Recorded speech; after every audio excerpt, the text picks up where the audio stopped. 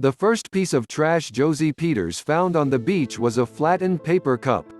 He bent down, as he would hundreds of times in the next 2 hours, and tossed the cup into a big black garbage bag slung over his shoulder.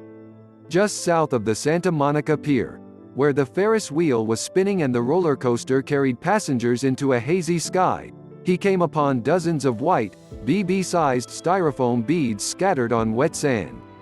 "Dude, this is a tragedy," said Peters, a one-time rock and roll guitarist, frizzy hair exploding out from under his hat.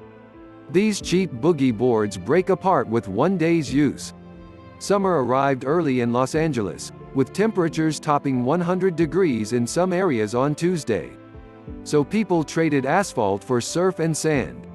Even at 6 p.m., thousands of people still lounged and frolicked on Santa Monica's main beach. LA's summer anthem of squawking gulls and shrieking children rose above the rhythm of crashing waves and floated on the evening breeze. The 55-year-old Peters, on a mission since 2007 to clean up other people's messes in public areas, knew he'd have plenty of work to do. "This isn't as bad as it'll be in the middle of summer," Peters said, but he expected to have no problem filling 2 bags. He picked up a blue surgical mask, then another, and another. "This is the new normal," Peters said.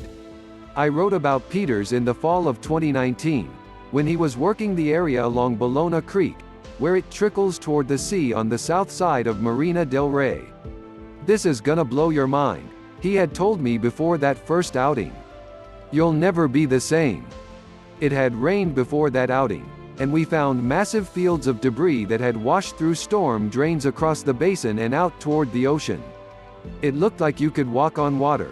The slick was so dense, and tons of throwaway cups, plastic bottles, food wrappers and other junk lined the banks. In the summer, Peters makes the switch from creek to beach.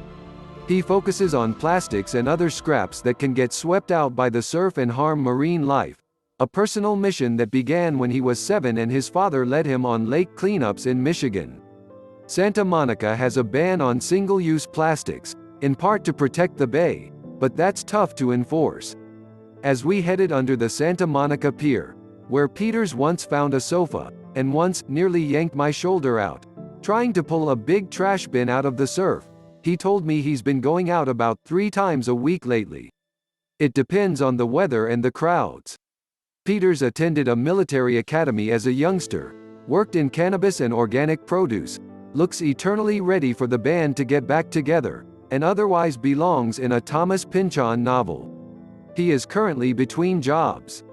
He used to live in an RV but hasn't owned a vehicle in years, and doesn't want one.